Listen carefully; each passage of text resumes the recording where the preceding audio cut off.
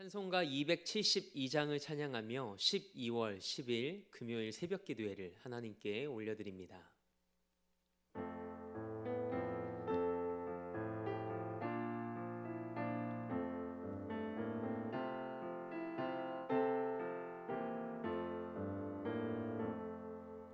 고통의 멍에 벗으려고 예수께로 나갑니다. 자유와 기쁨 베푸시는 주께로 갑니다.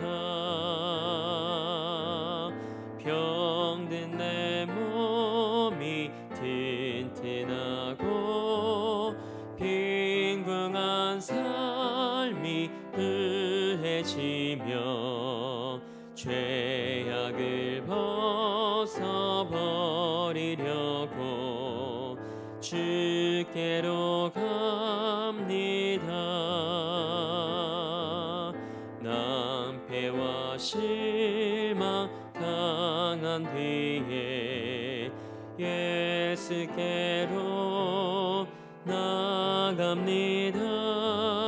십자가 은혜 받으려고 주께로 갑니다.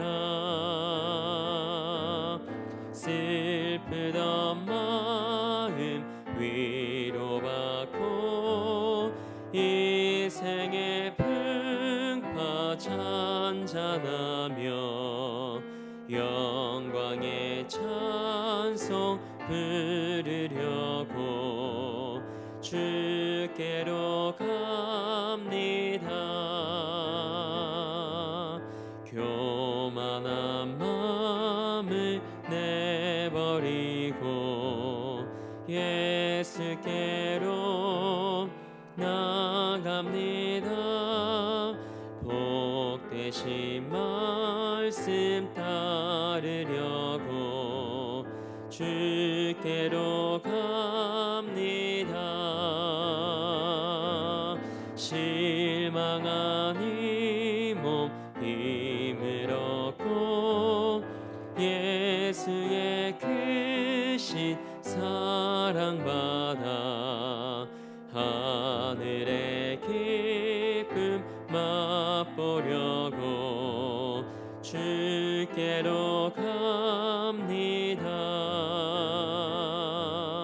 죽음의 길을 벗어나서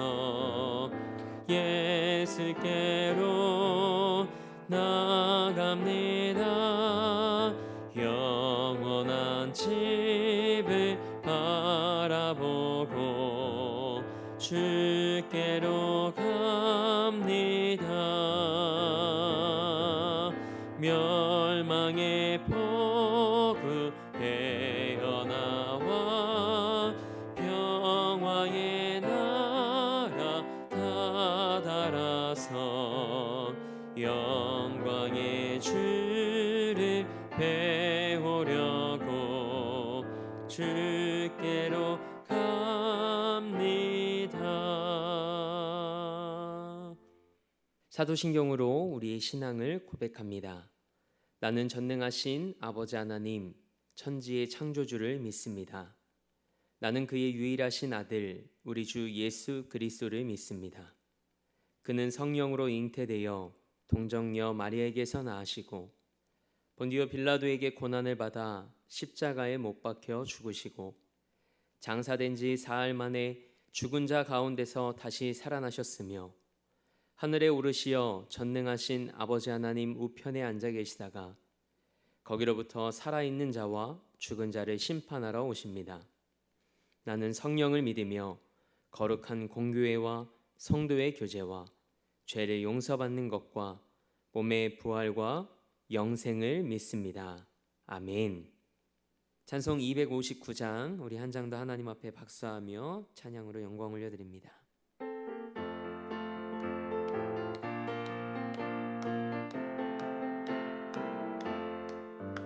예수 십자가에 흘린 피로써 그대는 씻기어 있는가?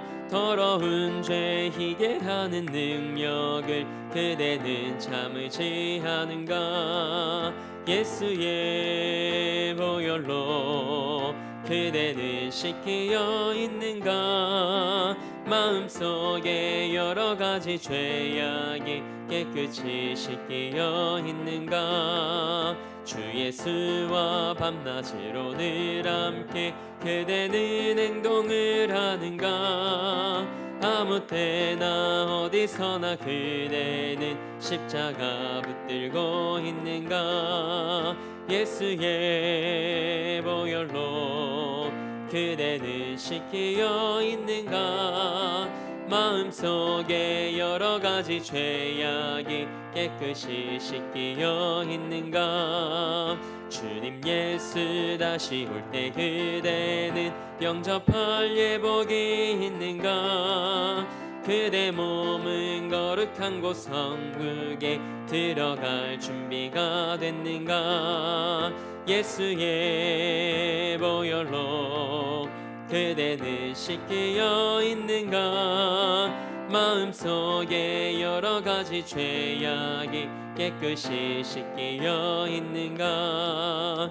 모든 죄에 더러워진 예복을 주 앞에 지금 다 벗어서 샘물같이 솟아나는 보혈로 눈보다 더 희게 씻으라. 예수의 보혈로 그대는 씻기어 있는가? 마음속에 여러 가지 죄악이 깨끗이 씻기어 있는가? 오늘 우리에게 주신 하나님의 말씀은 사사기 20장 1절에서 7절 말씀입니다. 하나님의 말씀을 받겠습니다 고백한 후에 저와 여러분 한 목소리로 합독하겠습니다. 하나님의 말씀을 받겠습니다. 이에 모든 이스라엘 자손이 단에서부터 브엘세바까지와 길르앗 땅에서 나와서 그 회중이 일제히 미스바에서 여호와 앞에 모였으니 온 백성의 어른 곧 이스라엘 모든 지파의 어른들은 하나님 백성의 총회에 섰고 칼을 빼는 보병은 40만 명이었으며 이스라엘 자손이 미스바에 올라간 것을 베냐민 자손이 들었더라. 이스라엘 자손이 이르되 이 악한 일이 어떻게 일어났는지 우리에게 말하라 하니 레위 사람 곧 죽임을 당한 여인의 남편이 대답하여 이르되 내가 내 첩과 더불어 베냐민에 속한 기브아에 유숙하러 갔더니 기브아 사람들이 나를 치러 일어나서 밤에 내가 묵고 있던 집을 에워싸고 나를 죽이려 하고 내 첩을 욕보여 그를 죽게 한지라. 내가 내 첩의 시체를 거두어 쪼개서 이스라엘 기업의 온 땅에 보냈나니 이는 그들이 이스라엘 중에서 음행과 망령된 일을 행하였기 때문이라. 이스라엘 자손들아 너희가 다 여기 있은즉 너희의 의견과 방책을 낼지니라 하니라. 아멘. 하나님의 말씀으로 새로운 하루를 여는 사랑하는 성도님들의 삶이 하나님을 우리의 왕이요 주인으로 모시며 살아가는 삶이 되길 주님의 이름으로 축복합니다. 오늘은 드러나는 것이 은혜입니다 라는 제목으로 하나님의 말씀 함께 나누기 원합니다. 고대 그리스의 3대 비극 시인 중 한 사람인 소포클레스가 이런 말을 남겼습니다. 세상에 놀랄 만한 일이 많은데 인간보다 놀랄 만한 것은 없다. 사람은 생각지도 못한 능력으로 무엇인가를 해내는 존재이기도 하지만 정말 생각지도 못한 일을 하는 존재이기도 합니다. 우리가 계속해서 새벽에 묵상하고 있는 사사기 19장과 20장 말씀의 내용이 그렇습니다. 인간이 어떻게 이렇게까지 악하고 냉혹하고 잔인할 수 있을까 싶을 정도입니다. 사사기 19장과 20장 말씀은 어떤 레위인과 그의 첩에 대한 이야기입니다. 레위인의 첩이 윤간을 당합니다. 그리고 집 문 앞까지는 왔지만 집 안으로 들어가지는 못하고 결국 문 앞에서 싸늘한 주검이 됩니다. 너무 가슴 아픈 이야기입니다. 그런데 이야기가 예상치 못한 분위기로 흘러갑니다. 레위인이 첩의 시체를 나귀에 태워 집으로 돌아갑니다. 그리고는 첩의 몸을 12조각으로 토막을 내어 각 지파에게 보냅니다. 그러자 이를 본 온 이스라엘이 애굽 땅에서 올라온 날부터 오늘까지 이런 일이 없었다라고 말하며 분노합니다. 그 후의 이야기가 오늘 본문의 말씀입니다. 하나님을 떠난 자들의 모습이 이와 같습니다. 하나님 없는 삶을 살아가는 사람들의 삶이 이와 같습니다. 그래서 사사기의 저자는 어떤 레위인과 그의 첩에 대한 이야기를 시작하며 사사기 19장 1절에 이렇게 기록하고 있습니다. 이스라엘의 왕이 없을 그때에. 이 모든 일은 하나님을 왕으로 인정하지 않고 자기 소견에 옳은 대로 행한 삶의 결과였습니다. 오늘을 살아가는 여러분의 왕과 주인은 누구입니까? 세상의 만몬과 죄의 종로로 타는 삶이 아닌 하나님께 사로잡히는 삶이 되길 주님의 이름으로 축복합니다. 우리 소견에 옳은 대로 살아가는 삶이었다면 우리의 내일과 미래를 하나님께 묻고 우리의 왕 대신 하나님의 인도하심을 경험하는 삶이 되길 주님의 이름으로 축원합니다. 이스라엘은 그들을 구원하신 하나님과 그분의 말씀을 잊었습니다. 그 대신에 자신들의 소원과 감정에 이끌리는 삶을 선택합니다. 레위인마저 그랬습니다. 레위인은 이스라엘 사람들 가운데 하나님의 성직을 맡은 자였습니다. 그런데 이런 레위인이 자신의 소명을 망각하고 첩을 둡니다. 아내가 있는데도 간음을 했고 간음한 여인과 함께 살았습니다. 하나님의 성직을 맡은 자가 이런 일을 벌였으니 얼마나 기가 막힌 노릇입니까? 막장 드라마 같은 내용인데 하나님의 백성에게서 일어난 일이었습니다. 죄는 시간이 지나면서 심화되는 특징이 있습니다. 그리고 집단화되는 경향이 있습니다. 그래서 한 개인에게서 시작된 것이 공동체 전체로 퍼져갑니다. 그래서 우리는 우리 삶을 늘 점검해야 합니다. 그리고 하나님을 떠난 죄의 자리에 있다면 그곳에서부터 즉시 돌아서야 합니다. 그렇지 않으면 우리의 삶은 점점 파멸을 향해 치닫게 됩니다. 그렇게 하나님 앞에서 모든 것이 낱낱이 드러나는 것이 은혜입니다. 한번 따라해 보시겠습니까? 들키는 것이 은혜입니다. 다윗도 죄에 넘어진 자였고 연약한 사람이었습니다. 그러나 하나님께서 왜 다윗의 삶을 하나님 마음에 합한 자라고 하셨을까요? 그는 자신의 모든 죄가 드러났을 때 하나님 앞에 엎드릴 줄 알았습니다. 변명하지 않았습니다. 그저 회개했습니다.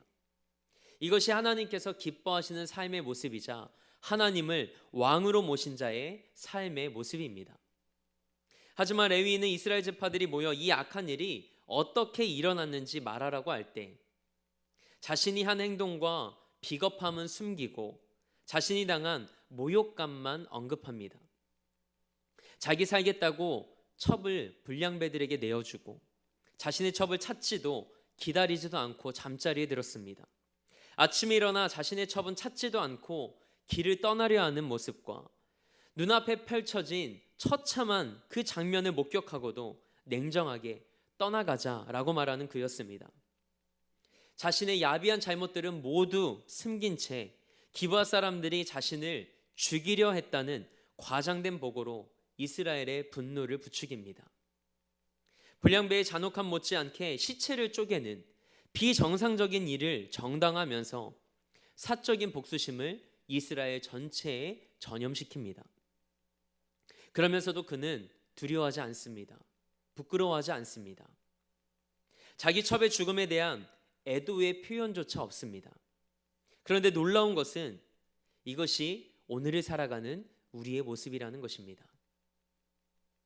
이와 같이 영적으로, 도덕적으로 타락한 시대를 우리가 살아가고 있습니다. 동성애, 시체를 토막내는 사건, 하나님을 두려워하지 않는 삶의 모습들, 우리 주변에 어렵지 않게 접하고 있는 이 세대의 모습들입니다. 또 한 번의 영적 암흑기를 살아가고 있는 우리에게 하나님께서 역사를 통해 주시는 교훈의 말씀에 귀 기울이는 이 새벽이 되길 원합니다. 드러나는 것이 은혜입니다. 그리고 하나님 앞에 엎드리는 것이 은혜입니다.